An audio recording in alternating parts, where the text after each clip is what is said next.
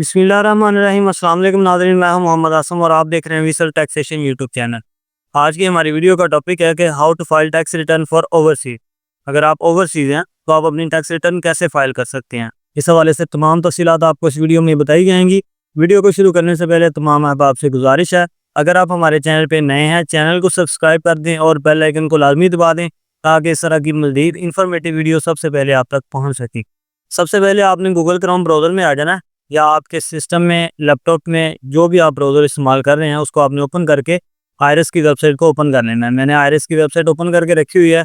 यहाँ पे आगे अपना आपने लॉगिन करना है। अगर आपका लॉगिन बना हुआ है तो आप यहाँ पे रजिस्ट्रेशन नंबर की जगह पे अपना CNIC नंबर और यहाँ पे पासवर्ड लिख के यहाँ से लॉगिन कर लेंगे। अगर आपका लॉगिन नहीं बना हुआ तो आप न्यू रजिस्ट्रेशन पे क्लिक करेंगे। जैसे ही न्यू रजिस्ट्रेशन पे आप क्लिक करेंगे तो आपके सामने एक फॉर्म ओपन हो जाएगा। यहाँ पे आप अपनी बेसिक इन्फॉर्मेशन और एड्रेस की इन्फॉर्मेशन दे के आप अपनी रजिस्ट्रेशन कर सकते हैं। रजिस्ट्रेशन के हवाले से मेरी चैनल पे पहले वीडियो मौजूद है जिसका लिंक डिस्क्रिप्शन में डाल दूंगा, आप देख के अपनी रजिस्ट्रेशन कर सकते हैं। रजिस्ट्रेशन करने के बाद यहाँ पे आप अपना लॉगिन करेंगे। लॉगिन करने के लिए यहाँ पे CNIC नंबर और यहाँ पे आप अपना पासवर्ड लिखेंगे। पासवर्ड लिख के यहाँ से आप इसको लॉगिन कर देंगे। जैसे आप लॉगिन करेंगे तो आपके सामने ये डैशबोर्ड ओपन हो जाएगा। ओवरसीज के हवाले से मैं आपके साथ दो सिनेरियो शेयर करूंगा। एक ऐसा ओवरसीज जिसका पाकिस्तान में किसी भी किस्म का कोई सोर्स ऑफ इनकम नहीं है, जस्ट वो बाहर से पेमेंट भेज रहा है पाकिस्तान में, और एक ऐसा ओवरसीज जो बाहर से भी पैसे भेज रहा है और पाकिस्तान में भी उसका सोर्स ऑफ इनकम है। सोर्स ऑफ इनकम क्या है? Source of income like that उसने कोई सर्टिफिकेट खरीद के रखे हुए हैं, उसके ऊपर उसको डिविडेंड्स वगैरह मिल रहा है, कहीं उसने इन्वेस्टमेंट की हुई है उसके ऊपर कोई प्रॉफिट वगैरह उसको मिल रहा है, या बैंक में कोई सेविंग अकाउंट खुलवाया हुआ है उससे उसको प्रॉफिट मिल रहा है, ये उसका सोर्स ऑफ इनकम है। ये दोनों सिनेरियो मैं आपके साथ शेयर करूंगा। वीडियो को शुरू से अंत तक लाजमी देखिएगा ताकि आप अपनी कामयाबी से रिटर्न सही तरीके से फिल कर सकें। सबसे पहला जो सिनेरियो है वो ये है कि ऐसा ओवरसीज जिसका पाकिस्तान में किसी भी किस्म का सोर्स ऑफ इनकम नहीं है, वो अपनी टैक्स रिटर्न कैसे जमा करवाएगा। सबसे पहले डिक्लेरेशन पे क्लिक करेंगे। डिक्लेरेशन पे क्लिक करने के बाद रिटर्न स्टेटमेंट ओरिजिनल पे क्लिक करेंगे और यहाँ पे आपके सामने एक ऑप्शन नजर आ रहा होगा आपको, non resident Pakistan origin person having no source of income in Pakistan. इसके ऊपर आप क्लिक करेंगे। जैसे आप इसके ऊपर क्लिक करेंगे तो आपसे वो टैक्स पीरियड डिमांड कर रहा है कि आपने कौन से टैक्स पीरियड की रिटर्न जमा करवानी है। अगर आप पहले से फाइलर हैं, अपनी मौजूदा रिटर्न जमा करवा रहे हैं, यहाँ पे फिर आप अपना मौजूदा टैक्स ईयर लिख के अपनी टैक्स रिटर्न जमा करवाएंगे। अगर आप न्यू फाइलर भर रहे हैं 30 जून 2025 से पहले अगर आप फाइलर भर रहे हैं तो यहाँ पे आप 2024 की रिटर्न जमा करवाएंगे और एक 2024 का ATL चालान जमा करवाएंगे। अगर आप 30 जून 2025 के बाद न्यू फाइलर बन रहे हैं तो फिर आप 2024 और 2025 की दो रिटर्न जमा करवाएंगे और 2025 का ATL का चालान जमा करवाएंगे। हम यहाँ पे 2024 की रिटर्न जमा करवाएंगे। यहाँ पे 2024 लिख के यहाँ पे आपके सामने टैक्स पीरियड आपके सामने शो हो रहा है, इसको सिलेक्ट करके यहाँ से आप इसको कंटिन्यू कर देंगे। जैसे आप कंटिन्यू करेंगे तो आपके सामने ये फॉर्म ओपन हो जाएगा। ये रिटर्न उस ओवरसीज पाकिस्तानी के लिए है जिसका पाकिस्तान में किसी भी किस्म का कोई सोर्स ऑफ इनकम नहीं है। सबसे पहले आपने क्या करना है, वेल्थ स्टेटमेंट में आना। वेल्थ स्टेटमेंट में आने के बाद आपने आ जाना है रिकंसिलिएशन ऑफ नेट एसेट में। यहाँ पे आने के बाद आपने जो भी इनकम बाहर से भेजी है रेमिटेंस के तौर पे वो आप यहाँ पे डिक्लेयर करेंगे। यहाँ पे आपको एक बात बता दूं कि आपने जो रेमिटेंस भेजी है वो प्रॉपर चैनल के थ्रू आपने प्रॉपर अपने बैंक अकाउंट में भेजी होगी, वही आप अपनी रेमिटेंस शो करवा सकते हैं। वो तमाम रेमिटेंस आप यहाँ पे लिखेंगे। फॉरेन रेमिटेंस का ऑप्शन आपको नजर आ रहा है, यहाँ पे आप अपनी मुतलका कंप्लीट रेमिटेंस लिखेंगे जो भी आपने पूरे साल में भेजी है। मिसाल के तौर पर हमने भेजी है रकम 25,45,500, यह हमने रेमिटेंस लिख दी। रेमिटेंस लिखने के बाद यहाँ पे आप इसको कैलकुलेट कर देंगे। कैलकुलेट करने के बाद आप आ जाएंगे पर्सनल एसेट में। पर्सनल एसेट में आने के बाद अगर आपके नाम पे किसी भी किस्म का कोई एसेट है, कोई एग्रीकल्चर प्रॉपर्टी है, कोई कमर्शियल प्रॉपर्टी है या कोई एनिमल है आपके नाम पे, आपके पास कोई मोटर व्हीकल है, कोई बैंक अकाउंट है, जो भी आपके नाम पे कोई एसेट है वो आप यहाँ पे डिक्लेयर करेंगे। मिसाल के तौर पे हमारे पास प्रॉपर्टी है, रेजिडेंशियल प्रॉपर्टी है, यहाँ पे प्लस के निशान पे क्लिक करेंगे और यहाँ पे प्रॉपर्टी का एड्रेस लिखेंगे। एड्रेस लिखने के बाद यहाँ पे आप बताएंगे कि रेजिडेंशियल है, कमर्शियल है, हाउस है, प्लॉट है, उसका एरिया कितना है, उसका सिटी कौन सा है, वो तमाम डिटेल आप यहाँ पे लिखेंगे। लिखने के बाद यहाँ से आप इसको सबमिट कर देंगे। जैसे सबमिट करेंगे तो यहाँ पे आपने जितनी मालियत में आपने प्रॉपर्टी खरीदी हुई है यहाँ पे आप वो अमाउंट लिख देंगे। हमने 15 लाख की खरीदी है, यहाँ पे लिखने के बाद यहाँ से इसको कैलकुलेट कर देंगे। अगर आपके पास कोई एनिमल्स वगैरह या इक्विपमेंट्स कोई है तो आप यहाँ पे उनकी अमाउंट लिख देंगे और उसके बाद यहाँ पे आपको investment non business account annuity account का ऑप्शन नजर आ रहा होगा। यहाँ पे आपने प्लस के निशान पे क्लिक करना है तो यहाँ पे अपना बैंक अकाउंट ऐड करना है। यहाँ पे बैंक अकाउंट का नंबर लिखेंगे। बैंक अकाउंट नंबर लिखने के बाद यहाँ पे आप बताएंगे कि अकाउंट करंट है, सेविंग है, कौन से बैंक में है, वो तमाम डिटेल आप यहाँ पे बताएंगे। लिखने के बाद यहाँ से आप इसको सबमिट कर देंगे। सबमिट करने के बाद यहाँ पे आप बैंक का क्लोजिंग बैलेंस लिख देंगे। हम 2024 की रिटर्न जमा करवा रहे हैं, तो लिहाजा हम 30 जून 2024 का यहाँ पे क्लोजिंग बैलेंस लिख देंगे। लिखने के बाद आप यहाँ से इसको कैलकुलेट कर देंगे और उसके बाद थोड़ा सा नीचे आएंगे तो यहाँ पे आपके सामने ऑप्शन नजर आ रहा होगा debt non business advance debt का। अगर आपने किसी भी बंदे को लोन कोई दिया हुआ है, अगर आपने किसी अपने फैमिली मेंबर को कोई लोन वगैरह दिया हुआ है, तो आप प्लस के निशान पे क्लिक करके यहाँ पे आप उसकी डिटेल ऐड कर सकते हैं। उसके बाद अगर आपके नाम पे कोई मोटर व्हीकल या कोई गाड़ी है, तो आप मोटर व्हीकल का ऑप्शन आपको नजर आ रहा है, इसके सामने जब प्लस पे क्लिक करेंगे यहाँ पे आप मोटर व्हीकल का जो रजिस्ट्रेशन नंबर है वो लिख देंगे। लिखने के बाद यहाँ पे आप बताएंगे कि वो प्राइवेट है, कमर्शियल है, कौन सी कंपनी की है, उसका मॉडल क्या है, उसकी इंजन कैपेसिटी क्या है, वो तमाम डिटेल आप यहाँ पे लिखेंगे। लिखने के बाद यहाँ से आप इसको सबमिट कर देंगे। सबमिट करने के बाद यहाँ पे आप बता देंगे कि आपने कितनी मालियत में ये खरीदी हुई है। लिखने के बाद आप यहाँ से इसको कैलकुलेट कर देंगे और उसके बाद है प्रीशियस पोजेशन। अगर आपके पास कोई गोल्ड वगैरह आपने कोई खरीद के रखा हुआ है तो आप यहाँ पे वो ऐड कर सकते हैं। उसके बाद हाउस होल्ड इफेक्ट या पर्सनल आइटम है और कैश है, यहाँ पे आप वो ऐड कर सकते हैं। और उसके बाद मजीद थोड़ा सा नीचे है तो यहाँ पे आपके और ऑप्शन नजर आ रहा होगा एनी अदर एसेट का। अगर आपके नाम पे कोई एसेट है जिसकी डिटेल यहाँ पे किसी भी हेड में आप मेंशन नहीं कर सकते या आपको कोई हेड उसका नहीं मिल रहा, तो आप उसको एनी अदर एसेट में ऐड कर सकते हैं। और उसके बाद है एसेट्स इन अदर्स नेम। अगर आपने कोई एसेट खरीद के कोई मोटर व्हीकल या कोई गाड़ी या कोई प्रॉपर्टी खरीद के किसी दूसरे पर्सन के नाम पे लगवाई हुई है, तो आप उसकी डिटेल यहाँ पे प्लस के निशान पे क्लिक करके ऐड कर सकते हैं। और उसके बाद मुझे थोड़ा सा नीचे आए तो यहाँ पे टोटल एसेट्स के बाद आपको ऑप्शन नजर आ रहा होगा क्रेडिट नॉन बिजनेस एडवांस ब्रोइंग का। अगर आपने किसी बंदे से कोई लोन लिया हुआ है या किसी बैंक से कोई लोन वगैरह लिया हुआ है, तो आप उसकी जो अमाउंट है वो यहाँ पे ऐड कर सकते हैं। ऊपर मैंने आपको बताया कि अगर आपने किसी बंदे को कोई लोन वगैरह दिया हुआ है तो आप वहाँ पे ऐड कर सकते हैं, और अगर आपने कोई लोन वगैरह लिया हुआ है तो आप यहाँ पे ऐड कर सकते हैं। ये तमाम डिटेल ऐड करने के बाद आप यहाँ से इसको कैलकुलेट करेंगे। कैलकुलेट करने के बाद आप इसको साथ साथ सेव लाजमी करते जाएंगे। सेव करने के बाद आप आ जाएंगे पर्सनल एक्सपेंसेस में। अगर आपने पर्सनल एक्सपेंसेस कोई किए हुए हैं, घर में कोई पर्सनल एक्सपेंसेस आपके हैं तो आप लिख सकते हैं। अदरवाइज ओवरसीज के लिए पर्सनल एक्सपेंसेस लिखना कोई ज़रूरी नहीं होता, क्योंकि वो सारा साल पाकिस्तान से बाहर होता है, लिहाजा उसके कोई पर्सनल एक्सपेंसेस ज़रूरी नहीं होते। आप इनको स्किप भी कर सकते हैं। यहाँ पे आप किसी भी कॉलम में 0 लिख के कैलकुलेट करके इसको सेव भी कर सकते हैं। लिखने के बाद आप आ जाएंगे रिकंसिलेशन ऑफ नेट एसेट में। यहाँ पे आप आने के बाद यहाँ पे आपको नजर आ रहा होगा अनरिकंसाइल्ड अमाउंट। यहाँ पे हमारी जो अनरिकंसाइल्ड अमाउंट है वो माइनस में शो हो रही है। इसका मतलब है हमारा जो इनफ्लो है वो ज़्यादा है, हमारा जो आउटफ्लो है वो कम है।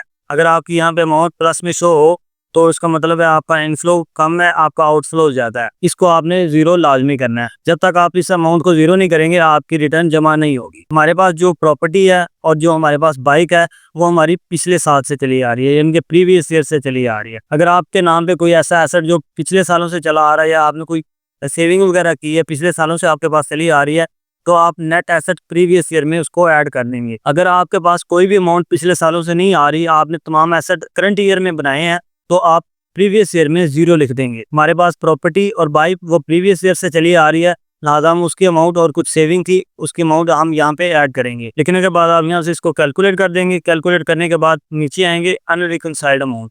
यहाँ पे आपके पास जितनी भी अनरिकंसाइल्ड अमाउंट शो हो रही होगी, यहाँ से आप इसको कॉपी करेंगे। कॉपी करने के बाद आप आ जाएंगे पर्सनल एसेट में। पर्सनल एसेट में आने के बाद आप यहाँ पे इसको कैश नॉन बिजनेस के सामने यहाँ पे ऐड कर देंगे। ये हमारी सेविंग हो जाएगी, यानी कि बकाया जो भी हमारी अमाउंट बची है उसको हमने अपने पास सेव कर लिया है। एक्सपेंसेस हमारे किसी भी किस्म के कोई एक्सपेंसेस नहीं है, लिहाजा हमने जो बाकी तमाम अमाउंट है एसेट डालने के बाद वो तमाम अमाउंट हमने अपने पास सेव कर लिया है। ये हमारी रिटर्न रेडी हो गई है। उसके बाद आप यहाँ से सेव करके इसको यहाँ से सबमिट करेंगे। जैसे आप सबमिट करेंगे तो यहाँ पे आपसे वो पिन कोड रिक्वायर्ड करेगा। यहाँ पे आप पिन कोड लगा के आप यहाँ से इसको सबमिट कर देंगे। ये ऐसे पर्सन की रिटर्न है जिसका पाकिस्तान में किसी भी किस्म का कोई सोर्स ऑफ इनकम नहीं है। वो अपनी रिटर्न कैसे जमा करवाएगा वो मैंने आपके साथ मेथड शेयर कर दिया। अब एक ऐसा पर्सन जिसका पाकिस्तान में सोर्स ऑफ इनकम भी है, उसका सेविंग अकाउंट है या उसको कोई डिविडेंड वगैरह को मिल रहा है, इन्वेस्टमेंट के अकॉर्डिंग या सर्टिफिकेट के अकॉर्डिंग को डिविडेंड उसको मिल रहा है, वो अपनी टैक्स रिटर्न कैसे जमा करवाएगा वो मैं आपको चल के बताता हूँ। अब एक ऐसा ओवरसीज जिसका पाकिस्तान में सोर्स ऑफ इनकम भी है और वो बाहर से भी अमाउंट भेज रहा है पाकिस्तान में अपने बैंक अकाउंट में, तो वो अपनी टैक्स रिटर्न कैसे जमा करवाएगा वो मैं आपके साथ शेयर करता हूँ। टैक्स रिटर्न ओपन करने के 2 तरीक़ेकार हैं। उसके लिए सबसे पहले आप डिक्लेरेशन पे आके रिटर्न स्टेटमेंट पे आके यहाँ से नॉर्मल रिटर्न यहाँ से भी ओपन कर सकते हैं, और ये यहाँ पे ये डैशबोर्ड पे आपको ऑप्शन नज़र आ रहा होगा नॉर्मल रिटर्न का, यहाँ से भी आप ओपन कर सकते हैं। जैसे ही आप इसके ऊपर क्लिक करेंगे, यहाँ पे आप अपना मुतलका टैक्स पीरियड लिखेंगे। टैक्स पीरियड लिखने के बाद सेलेक्ट करेंगे और यहाँ से कंटिन्यू कर देंगे। कंटिन्यू करने के बाद आपके सामने ये फॉर्म ओपन हो जाएगा। मैं आपके साथ ऐसा सिनेरियो शेयर करने जा रहा हूँ, एक ऐसे ओवरसीज़ का जिसके पास पाकिस्तान में सोर्स ऑफ इनकम भी है और वो बाहर से भी पैसे ले रहा है। पाकिस्तान में उसका सोर्स ऑफ इनकम क्या है? उसके पास एक सेविंग अकाउंट है जिससे उसको प्रॉफिट मिल रहा है। उसके अकॉर्डिंग वो अपनी टैक्स रिटर्न कैसे जमा करवाएगा वो मैं आपको बताता हूँ। सबसे पहले आप आ जाएंगे वेल्थ स्टेटमेंट में। वेल्थ स्टेटमेंट में आने के बाद आप आ जाएंगे रिकंसिलेशन ऑफ नेट एसेट में।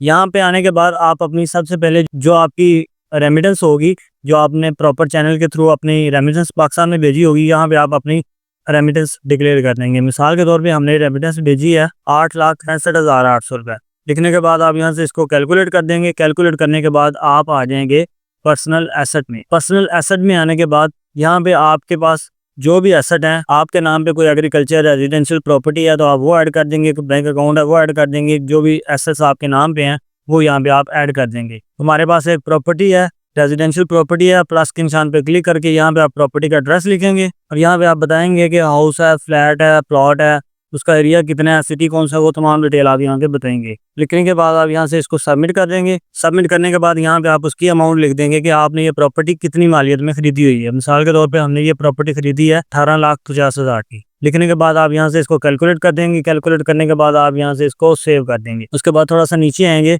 तो यहाँ पे अगर कोई एनिमल आपके पास है तो आप वो लिख देंगे। अगर आपके नाम पे कोई बैंक अकाउंट है तो आप यहाँ पे प्लस के निशान पे क्लिक करेंगे तो यहाँ पे आप अपना मुतलका बैंक का अकाउंट नंबर लिखेंगे। अकाउंट नंबर लिखने के बाद यहाँ पे आप बताएंगे कि अकाउंट करंट है, सेविंग है, कौन से बैंक में है। हमारा जो बैंक अकाउंट है वो सेविंग है तो लिहाजा हम यहाँ पे वो डिटेल लिख देंगे। डिटेल लिखने के बाद आप यहाँ से इसको सबमिट कर देंगे।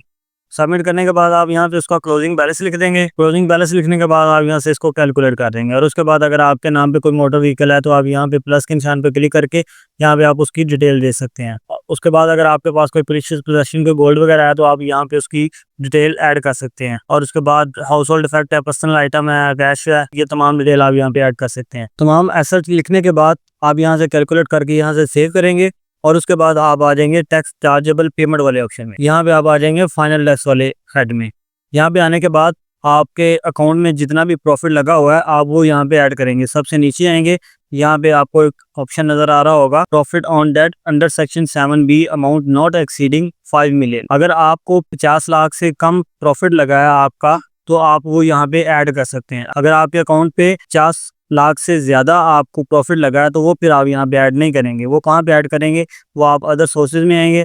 अदर सोर्सेज में आने के बाद रिसीट डिडक्शन का ऑप्शन आपको नज़र आ रहा है। यहाँ पे आके आप वो यहाँ पे ऐड कर सकते हैं profit on debt if amount under section 7B exceeds 5 million. वो अमाउंट आप यहाँ पे ऐड करेंगे। और उसके बाद हमारा जो प्रॉफिट है वो 5 मिलियन से कम है, लिहाजा हम टैक्स चार्जेबल में आएंगे, फाइनल टैक्स में आएंगे। यहाँ पे हम अपनी प्रॉफिट की जो डिटेल है वो ऐड करेंगे। यहाँ पे आपको प्लस का निशान नजर आ रहा होगा, इसके ऊपर आप क्लिक करेंगे।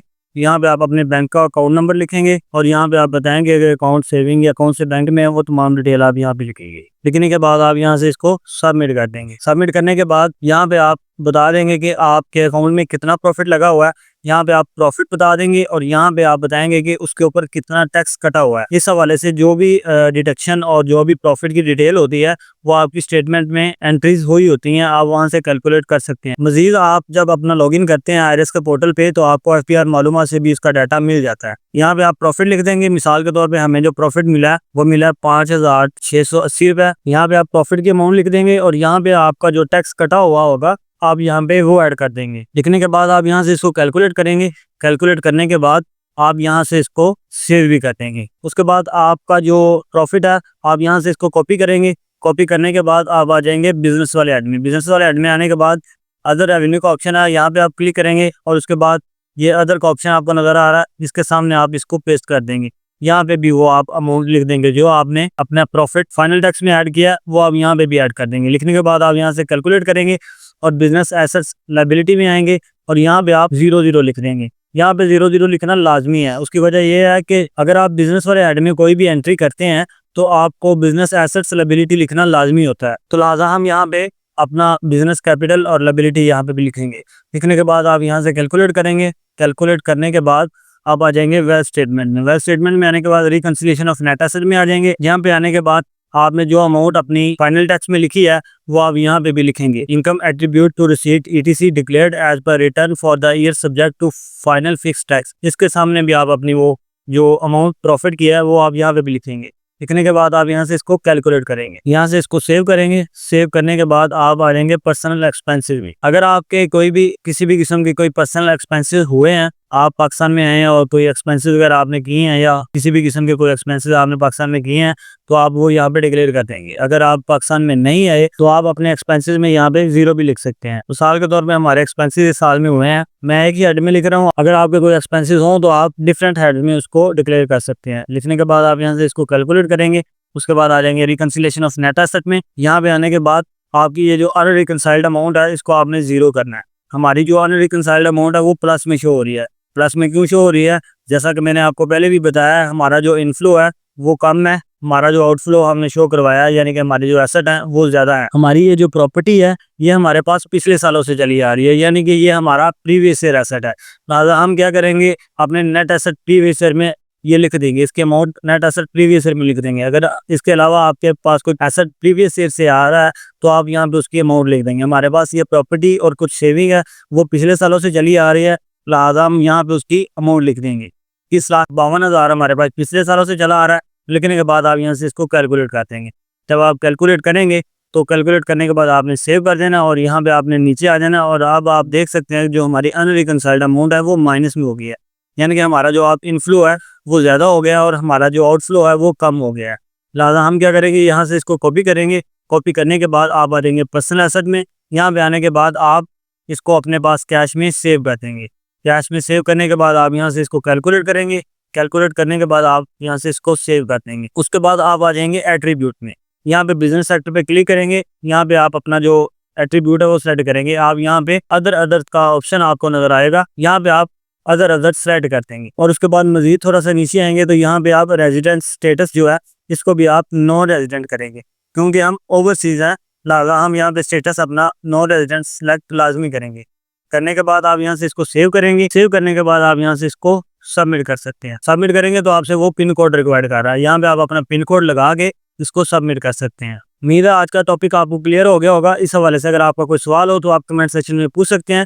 टैक्स के हवाले से, कंपनी रजिस्ट्रेशन के हवाले से या ट्रेडमार्क के हवाले से आप हमारे दिए गए व्हाट्सएप नंबर पे रब्ता करके सर्विस भी हासिल कर सकते हैं। तो मिलते हैं आइंदा किसी नई वीडियो में किसी नए टॉपिक के साथ। तब तक के लिए अपना बहुत सारा ख्याल रखिएगा। अल्लाह हाफिज़।